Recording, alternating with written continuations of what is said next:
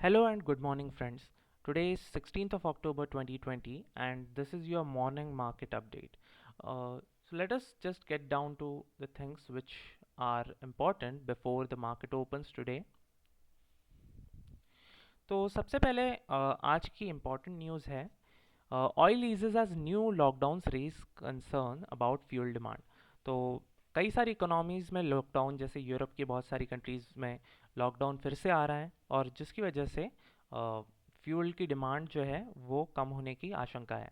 तो इस वजह से ऑयल के प्राइसेस जो है धीरे धीरे हमारे इकोनॉमी में और वर्ल्ड मार्केट्स में कम होते जा रहा है। So if you are a commodity trader you need to look at this metric. Next news is cutoff time for investing in equity mutual fund schemes will be 3 p.m. from October 19th.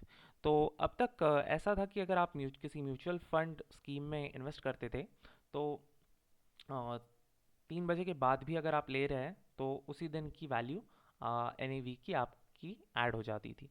लेकिन अगर अब से इसके बाद से आप 19 तारीख के बाद से अगर आप इक्विटी म्यूचुअल फंड स्कीम्स में इन्वेस्ट कर रहे हैं तो आपको 3 बजे से पहले उस स्कीम में इन्वेस्ट करना पड़ेगा ताकि आपको उस दिन की NAV की वैल्यू मिल सके। Okay. Next news which is important is कि ट्रंप ने जो डोनाल्ड ट्रंप है हमारे, उन्होंने एक लार्जर स्टिमुलस पैकेज पास करने की बात करी है जिसकी वजह से हो सकता है कि बहुत सारे वर्ल्ड मार्केट्स में बूम आने की बूम आ जाए। So you need to look at this counter as well. But इसकी वजह से गोल्ड के प्राइसेस जो है ये भी ऊपर की तरफ जाने लगे हैं।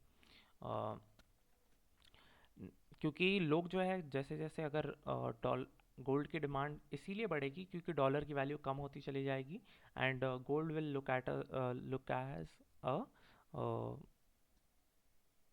Precious commodity.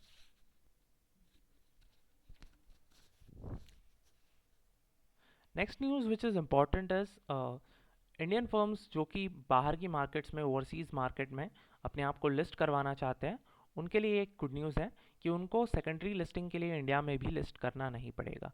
गवर्नमेंट वॉज कीन कि अगर कोई कंपनी बाहर की कंट्रीज़ में अपने आप को लिस्ट करा रही है तो it should also mandatorily list itself in the Indian markets.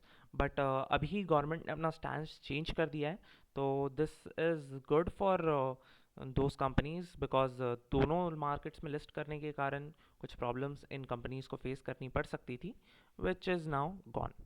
Okay. Next news is Indian big bull Rakesh Jhunjhunwala bought 4 crore shares of Tata Motors इन सितंबर। तो राकेश झुंझुनवाला ने, जो कि एक जिन्हें हम बिग बुल के नाम से भी जानते हैं इंडियन मार्केट्स के, he has bot some good amount of shares in recently in Tata Motors in September month, which is a positive news for this share. So you need to look at this counter as well. Um Next is central government is borrowing 1.1 lakh crore rupees. ये एक 1.1 lakh rupees इसलिए government बोरो कर रही थी क्योंकि states को government को जो शेयर देना था, सेंट्रल गवर्नमेंट को शेयर देना था GST शॉर्टफॉल की वजह से, वो गवर्नमेंट पहले दे नहीं पा रही थी। एंड स्टेट गवर्नमेंट्स को गवर्नमेंट ने बोल दिया था, सेंट्रल गवर्नमेंट ने, कि आप लोग जो है अपना अपना पैसा खुद रेज कीजिए मार्केट से openly. But government has now changed it's stands and now central government on behalf of states ये पैसा रेज करेगी और फिर स्टेट गवर्नमेंट्स को पास करेगी। So that's that. नेक्स्ट चीज़ है कि गवर्नमेंट ने एयर कंडीशनर्स के इंपोर्ट पर बैन लगा दिया है। ये एयर कंडीशनर्स के इंपोर्ट्स चाइना से मोस्टली आते थे। 700 करोड़ तक का बिजनेस ये हर ईयरली बेसिस पे इसकी वजह से होता था। गवर्नमेंट का कहना है कि हमको लोकल मैन्युफैक्चरिंग बूस्ट करनी है एयर कंडीशनर्स की। तो आप वोल्टस जैसे शेयर्स के ऊपर आज नज़र रख सकते हैं which can give you some good returns in short term और long term. Next is Mindtree. इस बार माइंट्री के प्रॉफिट्स में काफ़ी ज़्यादा इजाफा हुआ है and company has declared 7.5 rupees as its dividend. तो अगर आपको डिविडेंड इनकम चाहिए तो प्लीज़ इसको सब्सक्राइब कर लीजिए and then you can take the benefit of this. Next है persistent systems. तो persistent systems एक IT कंपनी है and it has bought uh, a company based in Palo Alto called as Capiet. So अगर generally IT companies में अगर कोई नया acquisition होता है तो कोई नई टेक्नोलॉजी इसके साथ आती है which increases their revenue because कोई बड़ी कंपनी जब एक नई टेक्नोलॉजी अडॉप्ट करती है तो it passes it on to its customer and for that it charges premium. Next is Bharti Airtel. Bharti Airtel भी इस वक्त न्यूज़ में है क्योंकि कंफर्ट इन्वेस्टमेंट्स जो है वो $235 मिलियंस नेक्स्ट्रा डेटा जो कि भारतीय एयरटेल की एक होल्ली ओन्ड सब्सिडरी है उसमें इन्वेस्ट करने की तरफ कदम बढ़ा रहे हैं हमारे अपने and this can be good for the stock. So look at this counter.